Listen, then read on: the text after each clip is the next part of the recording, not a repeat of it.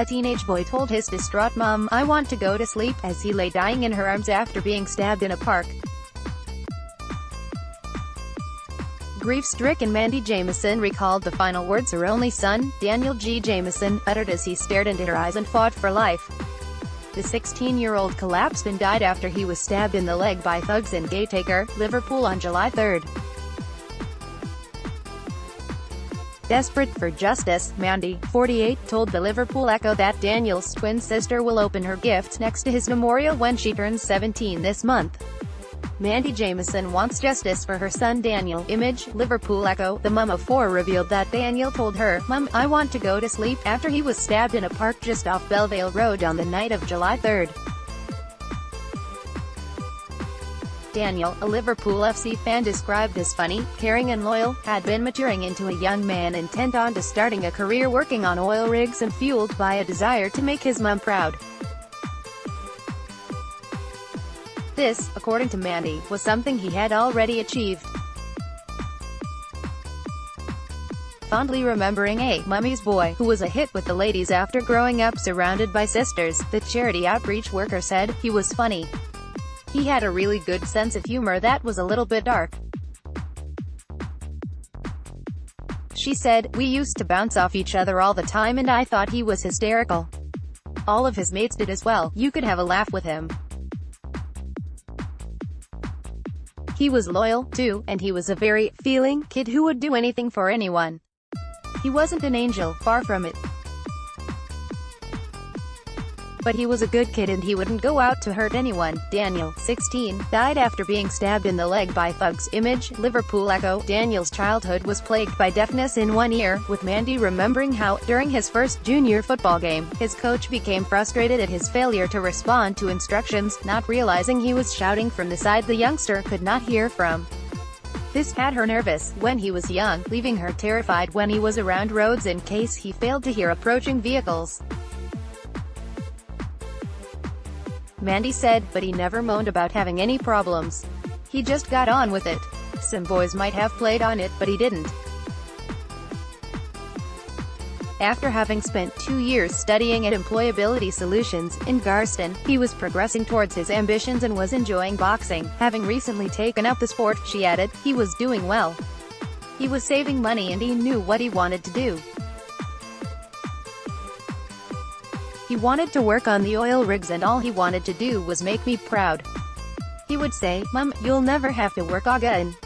I wouldn't have changed him at all. I was so proud. Daniel's twin sister will open her presents next to his memorial. Image, Liverpool Echo. The pair shared a bond built on trust and honesty, with Mandy adding he could never hide anything from her if he was in trouble. She said, "He would just have to say sorry and I would melt. But he would always confess to me. I used to say, if you tell me the truth I can deal with it. I might not like what I hear but I can deal with it." He always came and told me everything. The possibility his killer may have a similar bond with his own mum has Mandy hoping she will be able to get justice for Daniel. 3 teens have been arrested in connection with the attack but no one has been charged. Mandy said, "If it was my son that had done it, and I know for a fact Daniel would have told me, I would have had to have gone and knocked on their door and apologized, and I would take Daniel to the police station. That may just be me. But I would have done it. I couldn't live with myself knowing he had taken another's life." She said she would never forget holding him as he struggled for life yards from the attack, and that life had been horrible since.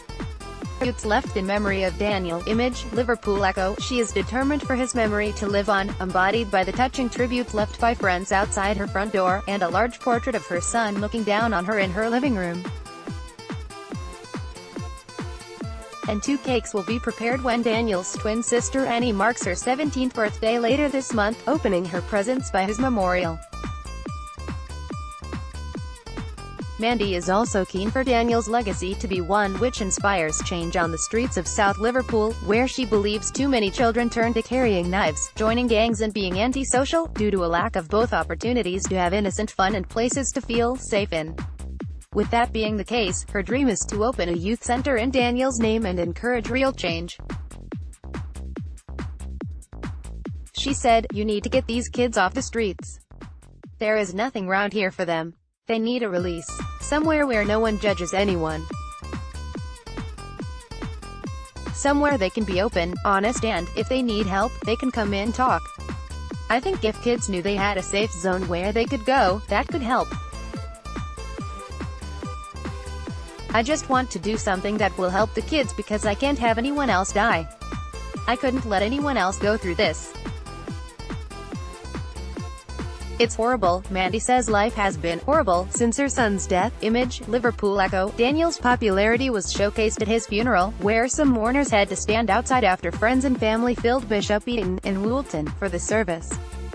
Since his death, Mandy has been overwhelmed by the support, saying her community had rallied around her and that she had had thousands of messages sent from around the world. She is also grateful to the Big Issue, who she works for the backing they have given her. Wishing to thank those who have supported her over the summer, she said, "I'm properly touched. I am replying to all the messages. They have taken the time to write to me and I can't ignore that. The whole community has supported me. I couldn't ask for a better place." Mandy's efforts are now focused on winning justice for Daniel. Without that, she believes she will not get the closure she needs to start the grieving process. Urging anyone with details to support the police investigation, she said, "It would help me. I could grieve then. I can't grieve right now. I'm in limbo. It hurts me more than anything. I can't grieve until I get justice."